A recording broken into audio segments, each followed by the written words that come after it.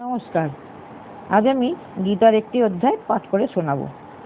য এনং ব্যক্তি হন্তারং যশ্চৈনং মন্যতে হতম উভূতৌ ন বিজানীত ন্যায়ং হন্তি ন হন্যতে। অর্থাৎ যে ব্যক্তি এই অবিনাশী শরীরকে হত্যাকারী বলে মনে করে এবং যে ব্যক্তি একে নিহত বলে জানে, তারা উভয়ই একে জানে না, কারণ ইনি হত্যা করেন না বা হতও হন না।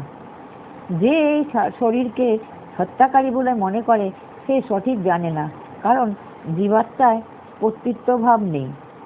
যেমন কোনো কারিগর যতই সুদক্ষ হোক, যন্ত্র ছাড়া সে কোনো কাজ করতে পারে না, তেমনি জীবাত্মাও শরীর ব্যতি রেখে কোনো কার্য সম্পন্ন করতে সক্ষম হয় না। তাই ত্রয়োদশ অধ্যায়ে ভগবান বলেছেন যে সকল ক্রিয়া প্রকৃতির দ্বারাই অনুষ্ঠিত হয়।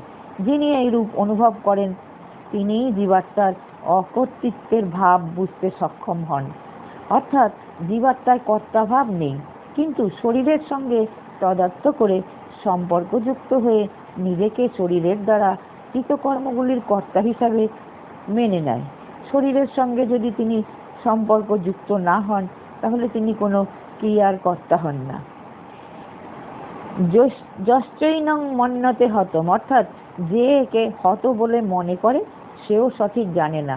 জীবাত্মা যেমন বধ করে না, তেমনি এর মৃত্যুও নেই, কারণ এর কখনো কোনো বিকৃতি ঘটে না। যার বিকৃতি হয়, পরিবর্তন হয় এবং উৎপত্তি হোক বিনাশ হয়, তারই কেবল মৃত্যু ঘটে।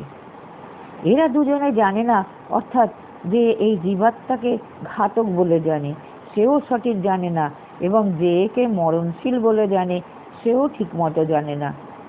এখানে প্রশ্ন আসতে পারে যে এই জীবাত্মাকে হত্যাকারী এবং মরণশীল উভয়ই মনে করে সে কি ঠিক জানে? তার উত্তর হলো যে সেও ঠিক জানে না, কারণ বাস্তবে জীবাত্মা এরূপ নয়। এটি বিনাশকারীও নয়, বিনাশশীলও নয়। এটি নির্বিকার রূপে নিত্য নিরন্তর একইভাবে থাকে। সুতরাং এই শরীরের জন্য শোক করা উচিত নয়। অর্জুনের নিকট যুদ্ধের প্রসঙ্গ আসাতেই এখানে জীবাত্মাকে হত্যা করা বা হত হওয়ার ক্রিয়া রহিত বলে জানানো হয়েছে। বাস্তবে জীবাত্মা সম্পূর্ণ ক্রিয়া থেকে রহিত। এই শরীরই কাউকে মারে না এবং কারোর দ্বারা হত হন না, অর্থাৎ এই শরীরই কোনো ক্রিয়ার কর্তা নন এবং কর্মও নন, আর এর মধ্যে কোনো প্রকার বিকারও আসে না। যে ব্যক্তি শরীরের মতো শরীরকেও বিনাশকারী বা বিনাশশীল বলে মনে করে, সে প্রকৃতপক্ষে শরীর এবং শরীরের পার্থক্যের গুরুত্ব বোঝে না। এতে স্থির হয় না, অপরদিকে অবিবেকেই গুরুত্ব দিয়ে থাকে। ন জায়তে ম্রিয়তে বা কদাচিন ন্যায়ং ভূত্বা ভবিতা বা ন ভুঃ অজো নিত্য শাশ্বতঃ পুরাণো ন হন্যতে হন্যমানে শরীরে। অর্থাৎ এই জীবাত্মা কখনো জাত বা মৃত হন না। ইনি জন্ম নিয়েই অস্তিত্ব লাভ করেন না, অর্থাৎ ইনি নিত্য বিদ্যমান। ইনি জন্মরহিত, নিত্য, শাশ্বত এবং প্রাচীন। শরীর বিনাশপ্রাপ্ত হলেও ইনি হত হন না।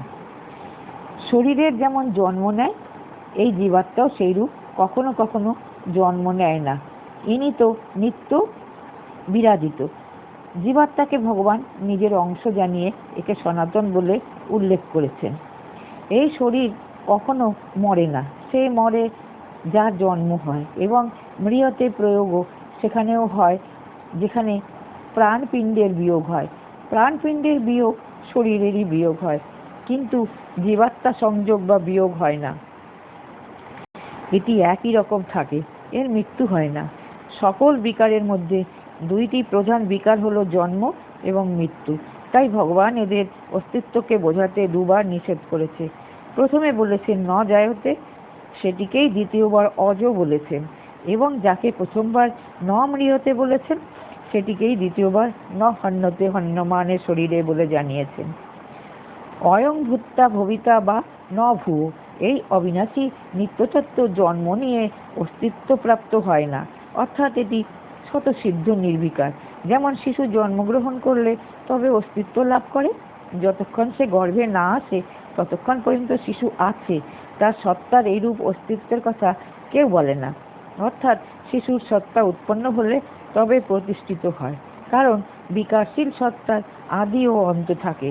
কিন্তু এই নিত্যতত্ত্বের সত্তা স্বতঃসিদ্ধ এবং নির্বিকার, কারণ এই অবিকারী সত্তার আদি বা অন্ত হয় না।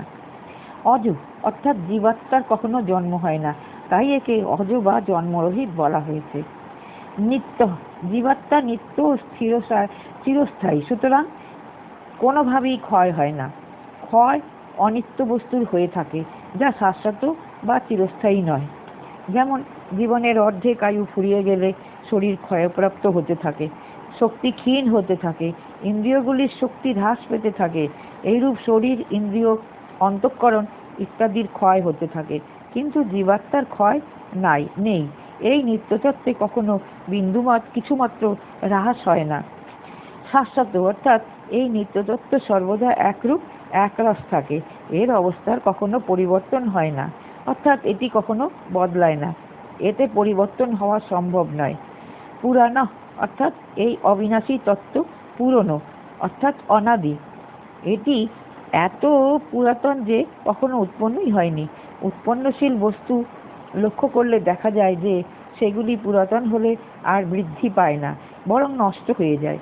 কিন্তু এটি অনুৎপন্ন তত্ত্ব, এতে বৃদ্ধিরূপ বিকার কি করে সম্ভব? অর্থাৎ বৃদ্ধি প্রাপ্তির যে বিকার, তা উৎপন্ন হওয়া বস্তুগুলিতে হয়, এই নিত্য তত্ত্বে নয়। শরীর বিনাশপ্রাপ্ত হলেও এই অবিনাশী জীবাত্মার নাশ হয় না। এখানে শরীরের পদটি ব্যবহার তাৎপর্য এই যে এই শরীর বিনাশশীল। এই বিনাশশীল শরীরে 6 প্রকার বিকার হয়, শরীরই নয়। এই পদটিতে ভগবান শরীর এবং শরীরের যে রূপ স্পষ্ট বর্ণনা করেছেন, এমন স্পষ্ট বর্ণনা গীতায় আর দ্বিতীয় কোনো স্থান নেই। অর্জুন যুদ্ধে আত্মীয়গণের মৃত্যুর আশঙ্কার বিশেষভাবে শোক বিপ্লব হয়েছিলেন। সেই শোক দূর করার উদ্দেশ্যেই ভগবান বলেছেন যে শরীর মৃত্যুপ্রাপ্ত হলেও শরীরের মৃত্যু নেই, অর্থাৎ এটি বিলীন হয় না, সেই জন্য শোক করা উচিত নয়। আমাদের এবং শরীরের স্বভাব একেবারে পৃথক। আমরা শরীরে আবদ্ধ নেই, মিশে নেই। শরীরও আমাদের অঙ্গে আবদ্ধ নয়, অর্থাৎ মিশে নেই। তাই শরীর না থাকলে আমাদের কিছুই আসে যায় না। এখন পর্যন্ত আমি অসংখ্যবার শরীর ধারণ করেছি, কিন্তু তার ফলে আমার অস্তিত্বে কি পার্থক্য এসেছে? আমার কি ক্ষতি হয়েছে? আমি তো একই রকম আছি। তেমনি এই শরীর ত্যাগ হয়ে গেলেও আমি স্বয়ং একইভাবে থাকব। যেমন হাত, পা, নাক ইত্যাদি শরীরের অঙ্গ, তেমন শরীরের অঙ্গ নয়।